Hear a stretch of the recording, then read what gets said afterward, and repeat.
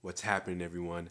Welcome back to Perfect Form Forever, where we talk anime, manga, and everything in between. What's happening, people? What's happening?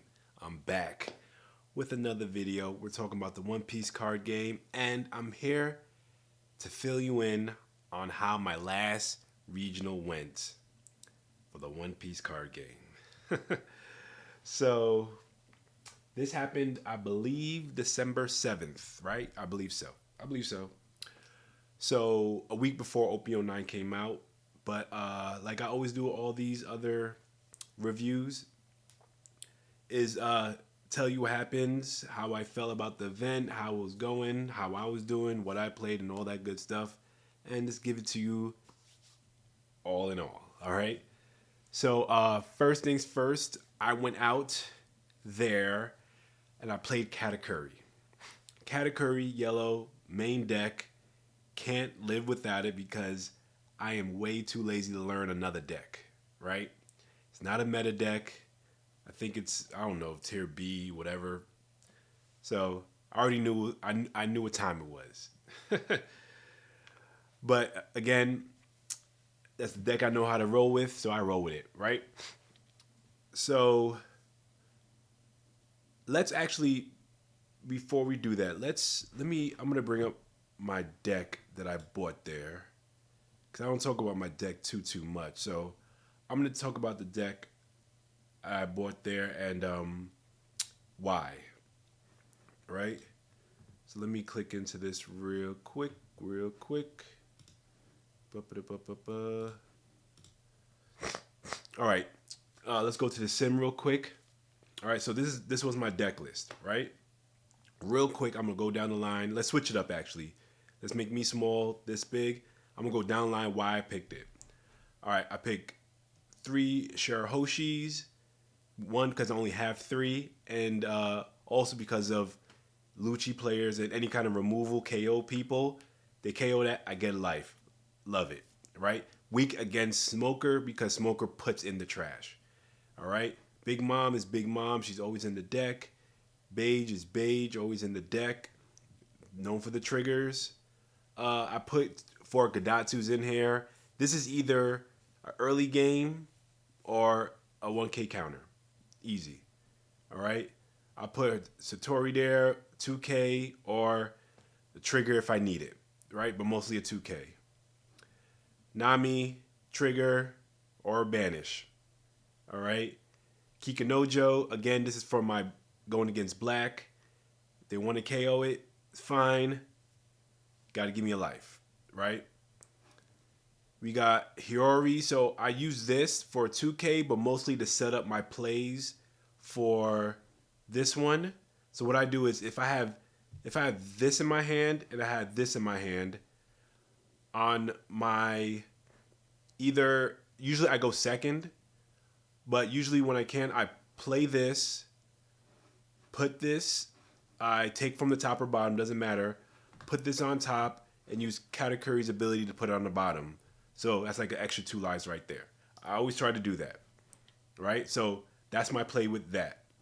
That's always been my play. Love that play. All right. Then we got Luffy. It's either a KO or a KO. So I hardly ever use it on the field to KO someone's opponent and draw a card. I hardly ever use that. But trigger. More triggers in this deck, the better. Either that or 1K, right? I got Ace. Ace has always been a clutch one for me, especially when I'm down and I'm get ready to win. So this is one of my win conditions, especially when he has rush or just getting a life because I don't have my big mom's hair, right? Nami again, another KO. Got a KO a trigger. I mean, got a trash a trigger to KO. But hey, more KOs the better. Or play on play KO. That's why I have her. Big Mom. Hey, I always like to make my opponents choose to give me a life. I like the more I can make them choose about their lives, the better it feels for me for them to do it, right? And I got the starter deck 20 Big Mom. Same thing. I have to trash a card and I have to choose either ditch into or trash into or trash in a life. So again, more choices they make, the better. And again, another one. This is my end game if I'm able to, if I need to get rid of a blocker to do a last hit or another trigger. Boom. And this one, it's either a trigger that I strategically placed or it's a 3K counter. Right? So boom. That was my deck. That's what I've been working with. That's how I know what to work with. All right? So before we talk about how I play, let's talk about the event itself, right? So I've been given A pluses to play TCG on how they ran their events, where they ran, where the events were held, and all that good stuff, right? And from the first one to the last one, the last two, it's been going down, right? So last chance qualifier was in a little, seemed like a little, it was a little hall, not a hall, but a room. Just a room, small tables, like it was cool, but just it wasn't the vibe, right? This one, as far as the atmosphere of the place, was totally not it, right? Let me input a video as I'm talking, right? It literally was not dark, but it was just gray. It looked like we were playing in the yard. Just yard as in prison, right? I don't know how prison is, but I assume this is how some type of prison feeling, right? So the atmosphere it wasn't bright. It was just ceilings were low. I don't know. So that's the only negative. The other the positives are location wise, it was near some good fast food restaurants for lunch and stuff like that. But as always with these events, the best part of the event was trading, right? So going into this event, I thought I didn't have any cards to trade. Actually, I didn't have any cards to trade, right? I had my trade binder. I know it's trade worthy. Had nothing. So for the first few, when I got there, I think I got there maybe an hour early. So the first maybe 20 minutes, I just found a table and just sat down, right? Just sat and just chilled, played on my phone. Chilled. Then what I did, I decided to open up my packs. We got OPO 8 packs, 6 of them. I decided to open that up, and I think what I get. I know I got a secret Rayleigh. I got one of that, and I think I got an alternate art of some kind, right? And in my head, I'm like, these ain't worth nothing. So I put in my binder, and again, sat for another 10 minutes, right? And after they start telling the people, all the people on the wait list start, not lining up, start getting ready to check in. I said, you know what? Let me go around and see what the vibe is like as far as trading, right? I go around, then I realized that the Rayleigh card has some trade potential. I'm like, oh, snap. So I'm going around, I'm looking for specific cards, right? I'm looking for the Kid and Law PRB alternate arts, right? I have it up, right? Those are the ones I'm looking for. And I think I had enough trade fodder to get both of them. So going around to see what people got, and I saw one person with both of them, and we were able to manage out a deal with some of the other stuff in my binder. But hey, one thing I could always say about this community is it's always fun trading cards. Right? It's always fun seeing what everyone got, trying to buy them, trying to trade them. That's always been the fun part. Like consistently when I go to these events and I started trading cards, that's been bare none the best part of these events, right? So I get past that part. Now I'm like anxious because I want to trade more because I think I have some. Now I'm just trying to see if more people want what I have. Answer is no. No one else wanted it. Just those are the two big hits I had. So we're going into round one. Round one, my first opponent is Bonnie. So initially I thought I was weak against Bonnie, but somehow, some way, I was able to devise a plan on how to play Bonnie. And with Katakuri playing Bonnie, I think it's wide. Going wide, then try to go tall. I'm hoping I'm saying that right, but try to put as many bodies on the board. Then at least two of those bodies have to be my big has to be some kind of big mom or ace, right? I have to put them on the board to win. So when they tap one of my characters, they have to decide, yo, I got too many to choose from. So they usually go for after the big characters, but I already got another one waiting in the cut. So I thought I was weak against Bonnie, but I was able to win that one. Not smoothly. I think it came down to like one of those down to the last play kind of things. Like if I survive this, I win. If he doesn't survive, if I don't survive, I lose, right?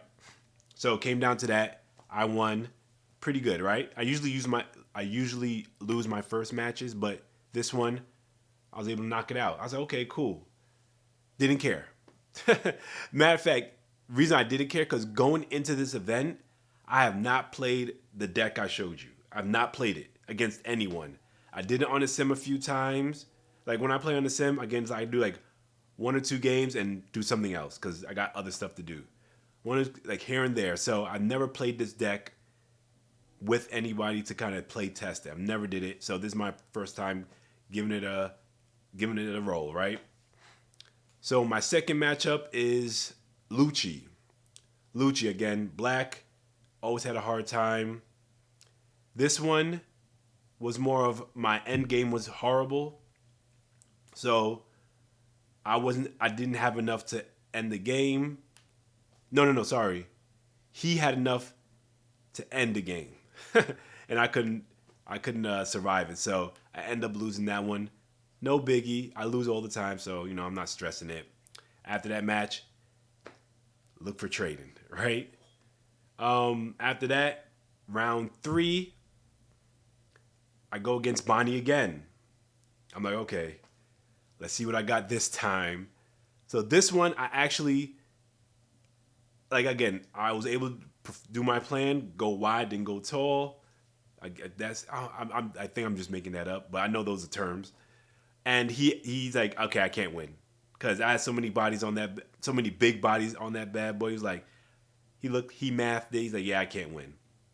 I was like, cool. Let me get out of here and go back to trading. So by round 3, I won 2, lost 1. Now I'm going to the 4th round. All right. Now this one is weird, right? Going to it, I'm going against BY Luffy, right? And one thing I want to tell you, let me go get it. I always carry around this. This is what I have my decks in, right? I've always had this. I usually keep it on the table, whatever, right? So my opponent and I were shuffling cards and all that stuff, and out of nowhere, Judge comes and says, "We're doing a deck check." I'm like, what the hell is this? It's never happened to me. So I guess this is a thing. I thought this only happens when you're going into like the, top 64 or whatever, right? No. 4th round, deck check. So what essentially I have to do is I have to give my cards to the ref so they could go to the table and make sure everything adds up to what I submitted, right? So I was gonna give part of this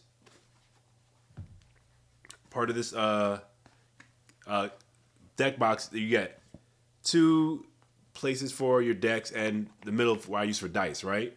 So essentially I was gonna give him. I was like, all right, you want to do the deck check? Cool.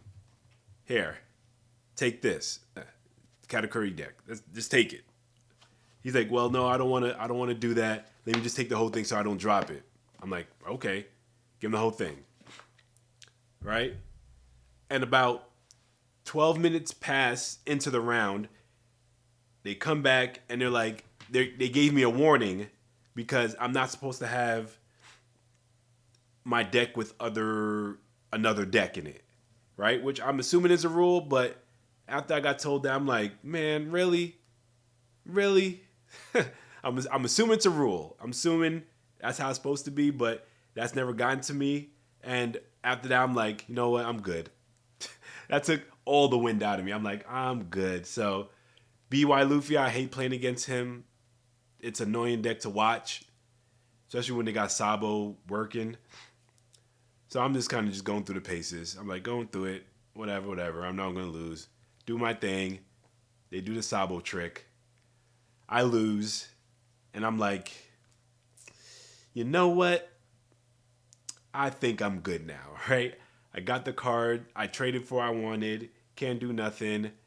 Really not interested in finishing this day out. And still relatively early. I think it was around, I would say 2-ish, something like that. I'm like, you know what? I want to go home. So I just went home. I'm like, I'm good. I just went home. I'm like, I'm not feeling it. And I wasn't really feeling it going into it because I wasn't prepared or anything. So I was like, you know what? I'm good on this one. And I just exit stage left. And I think it was going into lunch too, right? Because I think a lot of people were leaving. So good time for me to leave, right? And that's how it went. Really, like I have my thoughts about it. But I'm gonna put that in the next video, which I'll record right after this. But all in all, it's fun being around a lot of other One Piece players. But again, the fun is where the trading is. I've always said that. I said that so many times this year. The trading part is always the fun part because that's where you really get to talk to people, make jokes and things like that. As soon as I start playing, win or lose, it's a headache for me because I have to think. I don't like thinking. That's why I'm Katakuri. No thinking. But it's just not getting the right cards can make you upset. The other person, if they either talk too much or they think everything's cheating or everything's cheating or they're nitpicking what you're doing, that could throw you off. So trading at all the events I've been to has always been it for me, right? My gameplay has always been, but trading's always been fun for me. So we'll see. So the next video I'll gather my thoughts around the One Piece card game and let you know what I'm going to be doing next year. But this video is only about regionals, how it went, what I thought about it, and if I were to give it a grade. See, the only thing is, so another thing I liked also is that they let people in that weren't playing. That's always a good thing as long as they manage it well. That's always a good thing because those people are potential just people that want to either sell cards or trade cards and stuff like that. That's always good. It's whack when only the people that are playing are the only people trading, right? If you bring more people in under, and keeping it good, it's always the more the merrier, right? But yeah, they did allow people like how it went is that when you entered, right, you're in there, then you have to go to another line further down in the hall to check in, and you had the people lined up against the wall for the wait list, right? So not necessarily everyone in the building was playing. They're either waiting to play, trading, or play testing, right? And another thing, let me tell you another thing. Wow, this came out of my head out of nowhere. The line for the wait list was long as all hell, but everyone on that line was able to play, which is weird because the event sold out when it released, maybe a few hours after the day it released. But at least it had to have been at least 100 people, maybe over 100 people waiting, and they all got in. So I don't know. I think